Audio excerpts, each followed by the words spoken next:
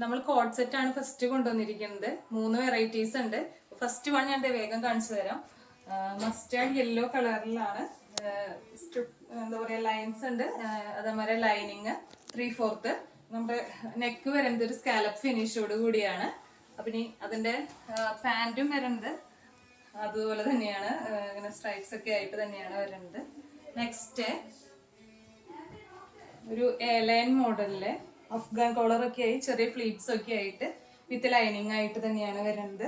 നല്ല ഭംഗിയുള്ള ഒരു കളക്ഷൻ ആണ്.